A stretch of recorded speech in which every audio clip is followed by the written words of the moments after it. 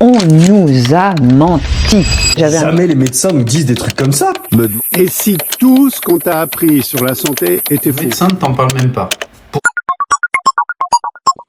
Vous les avez déjà vus passer, ces vidéos témoignages? Vous savez, ces vidéos où une personne raconte son combat, son miracle et finit par asséner une vérité que personne n'ose dire. On dirait presque un film. Il y a un héros, un ennemi et la révélation finale. Sauf que là, ce n'est pas du cinéma, c'est votre fil d'actualité. Et si vous avez l'impression que tout le monde partage ce genre de vidéos, eh bien, ce n'est pas un hasard. Les chercheurs en psychologie l'ont bien montré. Un récit personnel agit comme un raccourci émotionnel vers votre attention. Et même quand les faits sont clairs, eh bien, une histoire bien racontée peut peser plus lourd que les données scientifiques. Surtout si ça parle de santé ou de danger.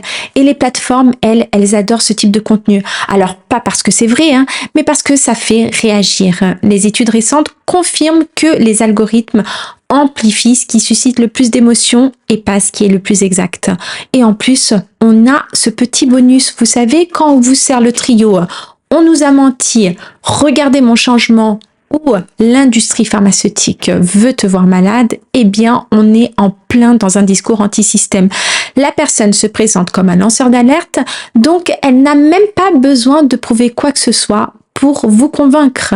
Donc aujourd'hui, on va voir ensemble comment et pourquoi ces récits nous manipulent, mais surtout comment éviter de se faire piéger.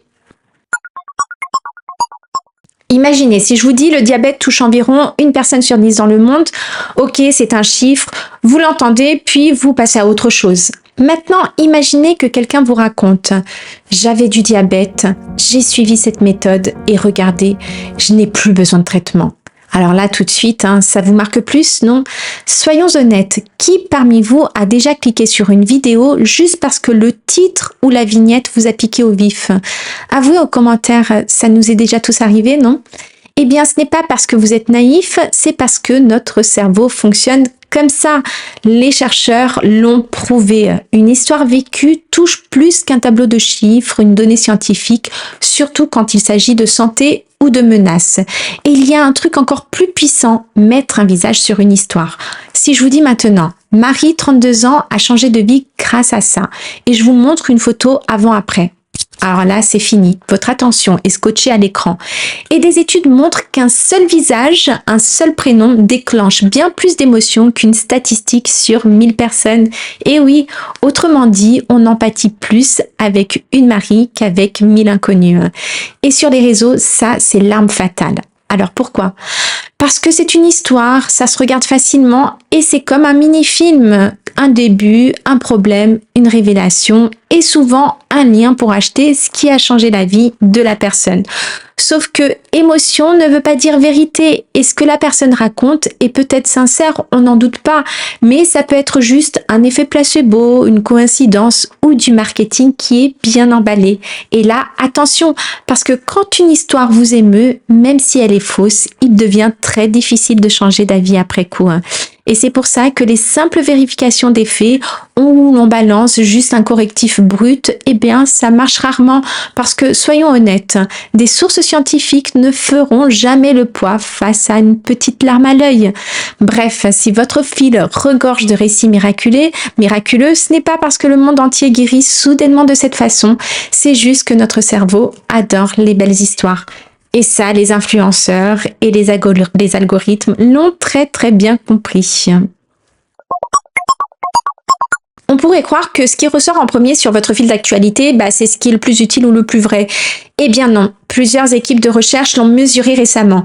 Les réseaux sociaux privilégient ce qui déclenche une forte réaction émotionnelle et pas ce qui est le mieux vérifié.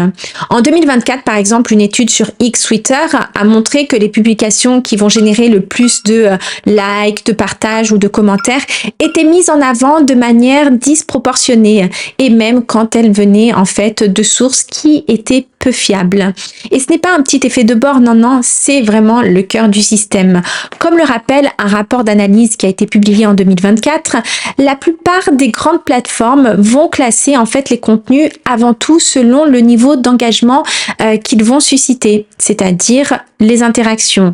En clair, l'algorithme n'est pas conçu pour filtrer le vrai du faux, mais pour maximiser le temps que vous passez à faire défiler. Et qu'est-ce qui fait le plus réagir d'après vous? Alors non, c'est pas un tableau de données de santé publique, mais plutôt une vidéo qui vous choque, qui vous fait peur ou qui vous émeut aux larmes. Plus c'est intense, plus ça monte dans le fil. Et dans ce modèle, la vérité est neutre, mais l'émotion, elle est rentable. Et cette mécanique ne fait aucune distinction entre une information vérifiée et une intox spectaculaire. En 2025, par exemple, une analyse de contenus viraux a montré que les récits outranciers et simplistes du genre « on nous a menti » ou « les médecins vous cachent la vérité » circulent beaucoup plus que les explications nuancées. Pourquoi? Eh bien parce que ce genre de contenu provoque un réflexe immédiat. On commente, on partage, on s'indigne, bref, on engage. Exactement ce que l'algorithme adore. Eh bien, résultat, vous avez un témoignage choc qui déclenche de l'émotion. L'algorithme le montre à plus de monde, ses réactions le propulsent encore plus haut, la nuance disparaît complètement, si bien que parfois, une seule histoire isolée peut devenir plus visible que toutes les données scientifiques disponibles sur le sujet. Alors pas parce qu'elle est plus solide, mais parce que elle est plus cliquable. Et ce n'est pas un complot planétaire, c'est un modèle économique. Capter notre attention à tout prix et laisser la vérité courir derrière. Par exemple, si vous tapez contraception sur TikTok aujourd'hui, vous tombez vite sur un drôle de mélange.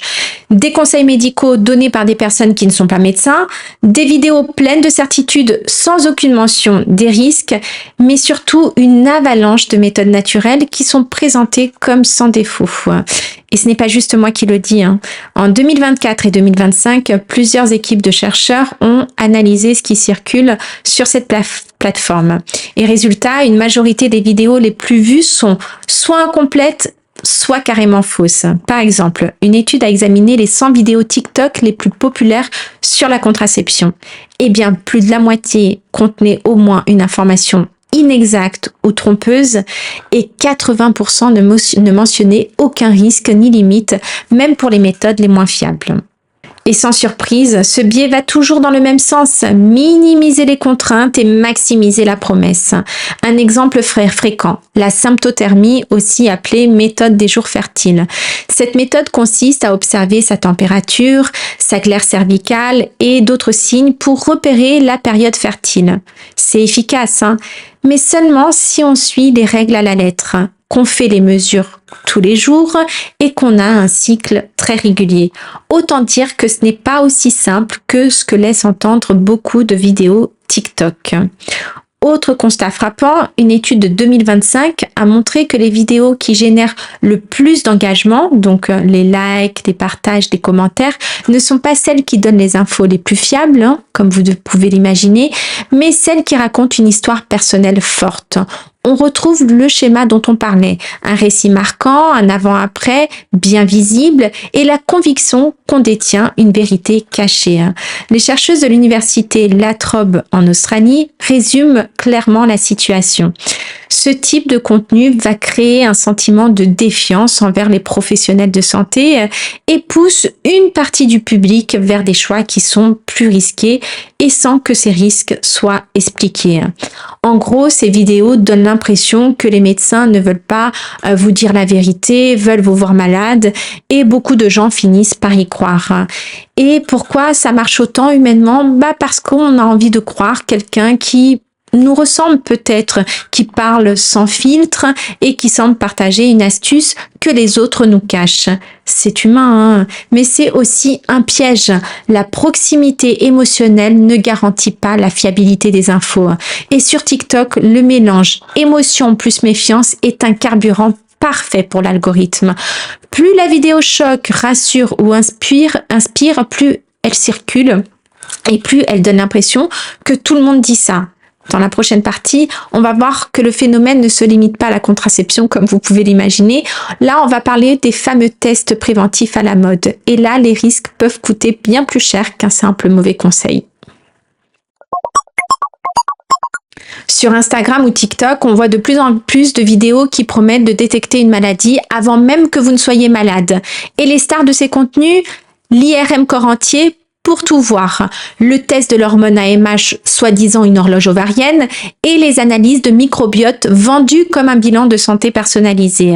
Et le discours est toujours le même. Les médecins ne vous le disent pas, mais si vous faites ce test maintenant, vous éviterez un drame demain. C'est simple, rassurant, mais totalement déséquilibré. Pourquoi ? Parce que dans l'immense majorité des cas, les bénéfices sont vraiment exagérés et les risques, eux, passés sous silence. En 2025, une étude publiée dans JAMA Network Open a passé en revue ces publications d'influenceurs sur les réseaux sociaux. Les chercheurs ont analysé une centaine de posts d'influenceurs et de marques. 50% promettaient une amélioration directe de la santé ou de la longévité, moins de 15% mentionnaient les risques ou les limites, et quasiment aucun ne parlait des effets secondaires psychologiques comme l'anxiété due à un faux positif. Prenons l'IRM corps entier. Oui, ça peut détecter des anomalies invisibles à d'autres examens, mais ça trouve aussi énormément de petits signes qui n'auraient jamais causé de problème et qui mènent à des examens supplémentaires et parfois invasifs pour rien. C'est ce qu'on appelle en fait le surdiagnostic. On va transformer des gens en patients alors qu'ils étaient en parfaite santé. Ensuite, le test de l'hormone AMH, il est présenté comme une horloge biologique pour savoir en fait combien de temps il vous reste pour avoir un enfant. Et en réalité, les sociétés savantes expliquent que ce test ne prédit pas en fait la capacité réelle à concevoir. Il peut surtout générer du stress inutile, voire pousser à des décisions médicales précipitées. Et pour le microbiote, eh bien, les kits à domicile vous promettent de personnaliser l'alimentation d'après vos bactéries. Mais la science nous dit que la composition du microbiote varie énormément d'un jour à l'autre et que les liens entre un tel profil bactérien et telle maladie sont encore trop faibles pour dicter un régime précis. Et le problème, c'est que ces vidéos mélangent souvent un peu de vrai, beaucoup d'hypothèses et surtout une grosse mise en scène émotionnelle. Encore une fois, un visage inquiet, un avant-après dramatique et l'idée que si vous n'agissez pas tout de suite, vous allez le regretter. En résumé, ce n'est pas parce qu'un test est présenté comme préventif qu'il l'est vraiment. Et ce n'est pas parce qu'un influenceur en parle avec émotion qu'il est sans danger. Et dans la suite, on va voir pourquoi, même avec des preuves solides sous vos yeux, un simple démenti ne suffit pas à changer une idée reçue et pourquoi il faut apprendre à répondre avec les mêmes armes. Le récit, l'émotion, mais cette fois au service de la vérité. Ça vous est déjà arrivé de corriger quelqu'un sur les réseaux? Vous arrivez avec vos faits, vos chiffres, vos sources scientifiques, et en face, la personne vous répond « Ah non, moi la science, j'y crois pas, c'est biaisé, c'est acheté. » Bref, c'est là qu'on comprend en fait que les données seules ne suffisent pas. Et la recherche l'a montré clairement. Une équipe dirigée par Sangalang en 2019 a comparé deux façons de corriger une fausse croyance. Un démenti sec, juste avec les faits, et un contre-récit, une histoire qui contient les bonnes infos, mais racontée de façon vivante. Et bien, résultat, c'est le contre-récit qui marche mieux. Pourquoi ? Parce qu'il parle le même langage que la désinformation, celui de l'émotion et de l'expérience. Et c'est encore plus vrai dans le domaine de la santé. Quand on se sent menacé par une maladie, un risque pour nos proches, eh bien notre cerveau donne plus de poids aux histoires concrètes qu'aux statistiques abstraites. Une méta-analyse de 2020 sur le biais de l'anecdote l'explique bien en fait. Face à un danger élevé, un bon récit éclipse des études scientifiques pourtant éloquentes. Autrement dit, pour établir la vérité, il faut arrêter de jouer uniquement avec des tableaux de chiffres ou des statistiques. Il faut savoir raconter une histoire, mais une histoire vraie. Par exemple, au lieu de dire simplement le test AMH ne prédit pas votre fertilité future, eh bien on peut raconter l'histoire d'une femme qui, après un résultat alarmant à ce test, a envisagé de se lancer dans une fécondation in vitro. Puis après avoir consulté un spécialiste, a appris que ce résultat n'avait aucune valeur prédictive fiable dans son cas et qu'elle aurait pu entamer un traitement lourd pour rien. On reste factuel, on donne un visage, un contexte, un scénario. Et c'est ça qui marque les esprits. Bref, pour contrer une histoire qui fait peur, il faut une histoire qui rassure, mais qui soit exacte. Et là, dans la prochaine partie, je vais justement vous donner un kit pratique pour savoir en quelques secondes si un témoignage qu'on vous présente comme une preuve tient vraiment la route. Bon, maintenant, voici l'outil le plus important de cette vidéo. Parce qu'un témoignage, ça peut être sincère, mais ça peut être aussi très incomplet, biaisé ou même orienté. Et le problème, c'est que à l'écran, on ne voit pas la différence tout de suite. Franchement, qui ici a déjà essayé un truc juste parce qu'il a vu un avant-après ? Racontez en commentaire votre expérience. Alors, pour ne plus vous laisser embarquer, voici 6 filtres à appliquer, 6 questions simples à vous poser à chaque fois qu'une vidéo, un post ou un Reels vous parle de santé.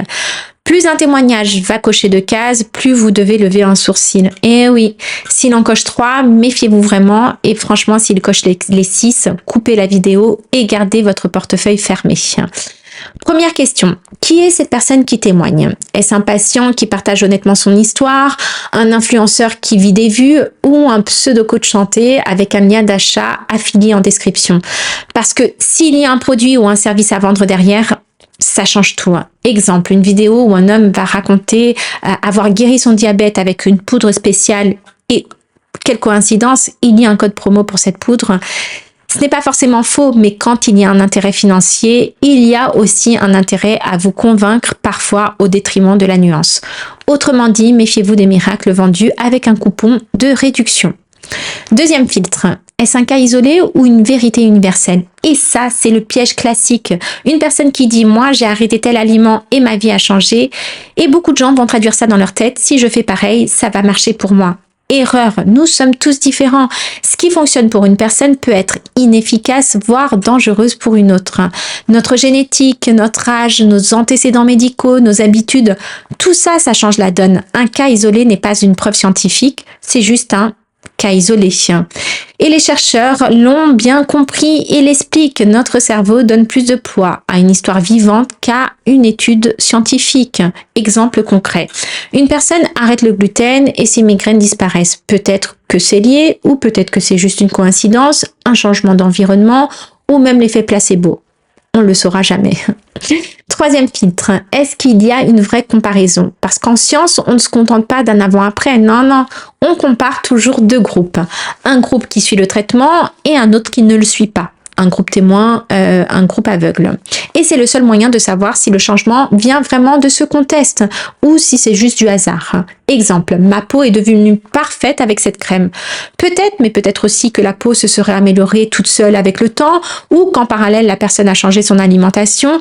Sans comparaison, impossible de savoir d'où vient vraiment l'amélioration. Quatrième filtre, les risques et les limites sont-ils mentionnés? Parce qu'un discours honnête parle toujours des 2 côtés, les bénéfices et les risques. Quand on vous explique qu'un complément alimentaire booste l'immunité, mais qu'on oublie de dire qu'il peut provoquer des allergies ou interagir avec un médicament, eh bien c'est un signe de discours biaisé. De manière générale, plus un message est unilatéral, c'est-à-dire que du positif et aucun inconvénient, plus on a tendance à le croire sur le moment, mais moins il est fiable en réalité. Soyez vigilants quand on vous promet que du 100% bénéfice sans aucune contrepartie. Cinquième filtre, est-ce que c'est présenté comme universel? Ça marche pour tout le monde. Si vous entendez ça, méfiance immédiate. En santé, rien ne fonctionne à 100% pour tout le monde. Même les médicaments les plus testés du monde ne donnent pas le même résultat chez tous les patients. Exemple, cette méthode guérit les règles douloureuses. Faux. Les causes des douleurs peuvent être multiples, hormonales, mécaniques, inflammatoires, entre autres. Une seule méthode ne peut pas tout résoudre. Et le dernier filtre, les phrases choc complotistes. Enfin, vous avez déjà entendu, par exemple, on nous a menti, les médecins veulent vous garder malade, l'industrie pharmaceutique vit de vos maladies ou l'industrie alimentaire est là pour vous empoisonner. Eh bien, ces phrases jouent sur 3 biais psychologiques puissants. Le premier, c'est l'effet d'exposition répétée. À force de répéter un mensonge, il finit par sembler vrai. C'est ce que l'on appelle l'illusion de vérité. Le deuxième, c'est le raisonnement motivé. On a tendance à croire ce qui conforte ce qu'on pense déjà au fond de nous. En fait, on ne veut que ce qu'on veut bien voir. Et le troisième, c'est le biais de proportionnalité. On se dit que s'il se passe quelque chose de grave, il doit forcément y avoir une énorme raison cachée derrière. Et on cherche une cause à la hauteur de l'effet. Exemple, une vidéo commence par « Si vous êtes encore malade, c'est que votre médecin le veut ». Et ça vous place d'emblée dans le camp du résistant au système. Et une fois que vous vous sentez du côté des résistants, toute preuve contraire venant du système, médecin, études scientifiques, entre autres, devient suspecte ou fausse à vos yeux. Ces 6 filtres, c'est votre kit de survie dans la jungle des récits de santé en ligne. Un témoignage qui coche une case prudence, 3 cases méfiance et les 6, franchement, coupez tout et surtout gardez vos sous. Voilà, maintenant vous savez, derrière un « on nous a menti » ou « regardez mon avant-après », il y a rarement une grande révélation, mais surtout un mélange d'émotions, de raccourcis et parfois d'intérêts financiers. Et les plateformes adorent ce genre d'histoire parce que ça fait cliquer, ça fait commenter et ça vous garde scotché à l'écran. Mais dans la vraie vie, un témoignage, même s'il est sincère, ne remplace pas une preuve. Et si vous voulez vraiment savoir ce qui est bon pour votre santé, faut pas le demander à celui qui crie le plus fort, demandez-le à celui qui vous donne aussi les limites, les nuances et surtout des données solides. Alors la prochaine fois qu'une vidéo commence par « les médecins ne veulent pas que vous sachiez ça », respirez un bon coup, prenez 2 secondes de recul et appliquez vos 6 filtres. Posez-vous les bonnes questions parce qu'au fond, ce n'est pas qu'ils ne veulent pas que vous le sachiez, c'est surtout que la vérité est souvent moins spectaculaire qu'une bonne histoire. Et ça, eh bien, ça ne fait pas des millions de vues. Si ce que vous venez de voir vous aide à y voir plus clair, pensez à vous abonner à la chaîne, à liker la vidéo et à la partager autour de vous. Vous pouvez aussi activer la petite cloche pour ne pas rater les prochaines enquêtes. Plus on sera nombreux à comprendre ces mécanismes, moins les intox auront d'impact sur notre santé et sur nos décisions. Et si cette vidéo vous a un peu ouvert les yeux, allez voir la précédente sur les 5 plus grands mensonges de la santé naturelle. Vous verrez, certains vous surprendront vraiment. Le lien est juste là, peut-être, je sais pas, mais il sera dans la description. Merci et à bientôt.